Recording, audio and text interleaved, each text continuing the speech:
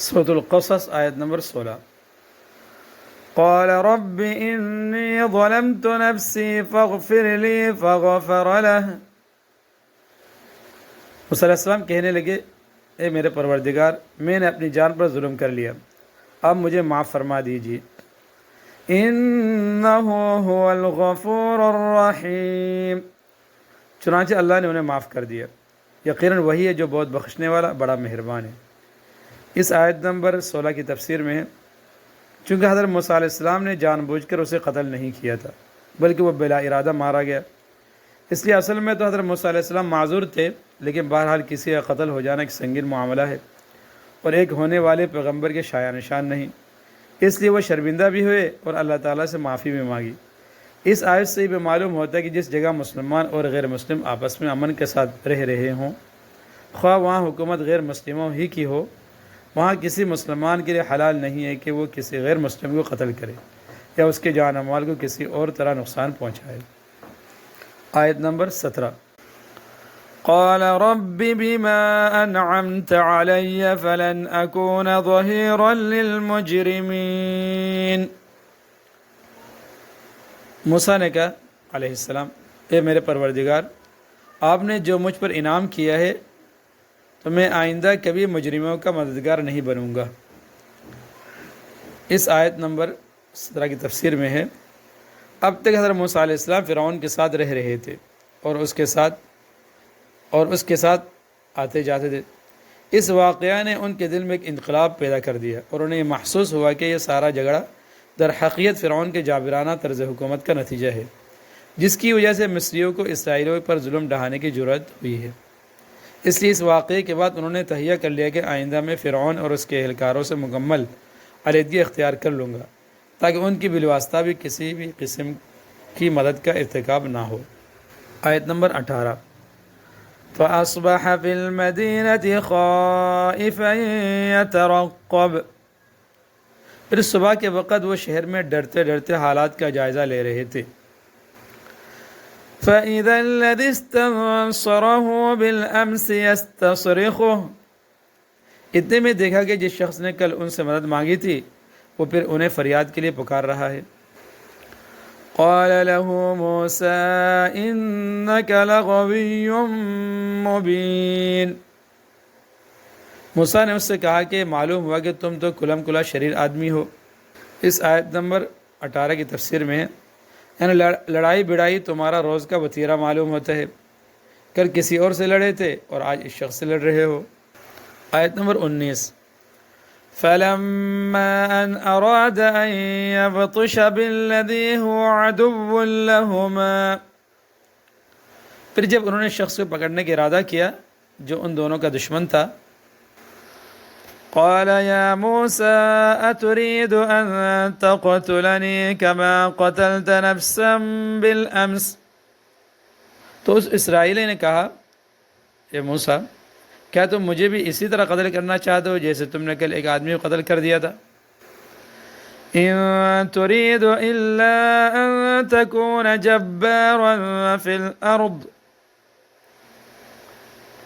تمہارا مقصد اس کے سوا کچھ نہیں ہے کہ تم زمین میں اپنی زبردستی جماؤ۔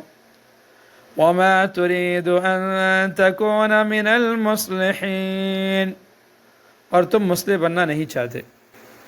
اس آیت نمبر 19 کی تفسیر میں ہے حضرت موسیٰ علیہ السلام نے ہاتھ تو اس مصری قبطی کی طرف بڑھایا تھا تاکہ اسے مارنے سے روکے، لیکن اسرائیلی نے جب ان کا یہ جملہ سنا کہ تم بڑے شریر آدمی ہو تو وہ یہ سمجھا کہ وہ اس کو مارنے کے لیے ہاتھ بڑھا رہے ہیں، اس لیے اس نے یہ بات کہی۔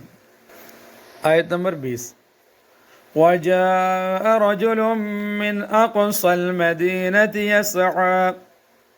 اور اس کے بعد یہ ہوا کہ شہر کے بالکل دور دراز علاقے سے ایک شخص دوڑتا ہوا آیا۔ قال يا موسى إن الملأ يأتمرون بك ليقتلوك۔ اس نے کہا کہ موسیٰ، سردار لوگ تمہارے بارے میں مشورہ کر رہے ہیں کہ تمہیں قتل کر ڈالیں۔ فاخرج إني لك من الناصحين۔ اس لیے تم یہاں سے نکل جاؤ، یقین رکھو میں تمہارے خیر خواہوں میں سے ہوں۔ آیت نمبر 21۔ فخرج منها خائفا يترقب، چنانچہ موسیٰ ڈرتے ڈرتے علیہ السلام حالات کا جائزہ لیتے شہر سے نکل کھڑے ہوئے. قال رب نجنی من القوم الظالمین، کہنے لگے اے میرے پروردگار مجھے ظالم لوگوں سے بچا لے. آیت نمبر 22. وَلَمَّا تَوَجَّهَ تِلْقَاءَ مَدْيَنَ قَالَ عَسَى رَبِّي أَن يَهْدِيَنِي سَوَاءَ السَّبِيلِ، اور جب انہوں نے مدین کی طرف رخ کیا تو کہا کہ مجھے پوری امید ہے کہ میرا پروردگار مجھے سیدھے راستے پر ڈال دے گا. اس آیت نمبر 22 کی تفسیر میں ہے مدین حضرت شعیب علیہ السلام کی بستی تھی اور وہ علاقہ فرعون کی حکومت سے باہر تھا، اس لیے حضرت موسیٰ علیہ السلام نے وہاں جانے کا ارادہ کیا، لیکن شاید راستہ پوری طرح معلوم نہیں تھا، محض اندازے سے چل رہے تھے، اس لیے جملہ ارشاد فرمایا کہ اللہ تعالیٰ مجھے صحیح راستے پر ڈال دے گا. آیت نمبر 23. وَلَمَّا وَرَدَ مَاءَ مَدْيَنَ وَجَدَ عَلَيْهِ أُمَّةً مِّنَ النَّاسِ يَسْقُونَ، اور جب وہ مدین کے کنویں پر پہنچے تو دیکھا کہ اس پر ایسے لوگ ایک مجمع ہے جو اپنے جانوروں کو پانی پلا رہے ہیں. وَوَجَدَ مِن دُونِهِمْ امْرَأَتَيْنِ تَذُودَانِ، اور دیکھا کہ ان سے پہلے دو عورتیں ہیں جو اپنے جانوروں کو روکے کھڑی ہیں. قَالَ مَا خَطْبُكُمَا، موسیٰ نے ان سے کہا علیہ السلام تم کیا چاہتی ہو، یعنی تمہارا معاملہ کیا ہے. قَالَتَا لَا نَسْقِي حَتَّى يُصْدِرَ الرِّعَاءُ وَأَبُونَا شَيْخٌ كَبِيرٌ، ان دونوں نے کہا ہم اپنے جانوروں کو اس وقت تک پانی نہیں پلا سکتے جب تک سارے چرواہے پانی پلا کر نکل نہیں جاتے، اور ہمارے والد بہت بوڑھے آدمی ہیں. اس آیت نمبر 23 کی تفسیر میں ہے مطلب یہ تھا کہ ہمارے والد بوڑھے ہونے کی وجہ سے جانوروں کو پانی پلانے کے لیے نہیں آ سکتے، اور ہم چونکہ عورت ذات ہے اس لیے مردوں میں گھس کر پانی نہیں پلا سکتی، اس لیے اس انتظار میں ہے کہ مرد چلے جائے اور کنواں خالی ہو جائے تو ہم اپنے جانوروں کو لے جا کر پانی پلائیں.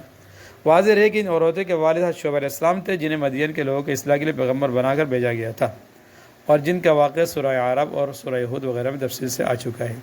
اس واقعے سے معلوم ہوا کہ ضرورت کے وقت خواتین کا کسی کام کے لیے باہر نکلنا جائز ہے، البتہ اگر مرد وہ کام انجام دے سکتے ہوں تو مردوں ہی کو انجام دینا چاہیے.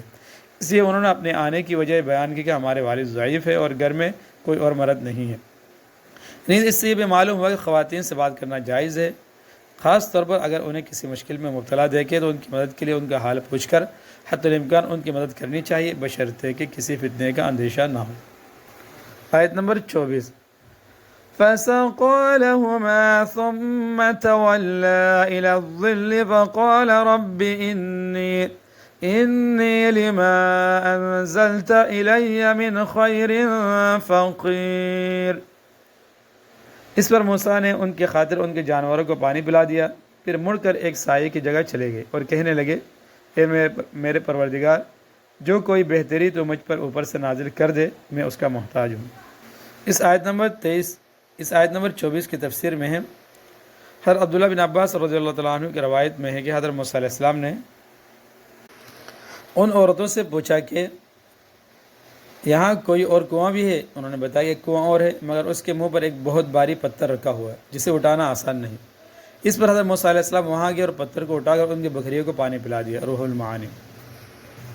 اسی آیت کی تفسیر یعنی آیت نمبر 24 کی تفسیر میں ہے اس مختصر دعا میں عبدیت کا عجیب مظاہرہ ہے، جو ایک طرف اللہ تعالیٰ کے سامنے اپنے محتاج ہونے کا ذکر فرما رہے کہ اس غریب الوطنی میں جہاں کوئی شخص آشنا نظر نہیں آتا زندگی کے ہر ضرورت کی احتیاج ہے، اور دوسری طرف خود سے کوئی نعمت تجویز کرنے کے بجائے معاملہ اللہ تعالیٰ پر چھوڑ رہے ہیں کہ آپ بلائی کی جو صورت بھی تجویز کر کے مجھ پر اوپر سے نازل فرما دیں گے تو سمجھو کہ اسی کی احتیاج ظاہر کر کے وہی میں نے مانگی ہے، میں اپنی طرف سے کوئی متعین حاجت مانگنے کی حالت میں نہیں ہوں.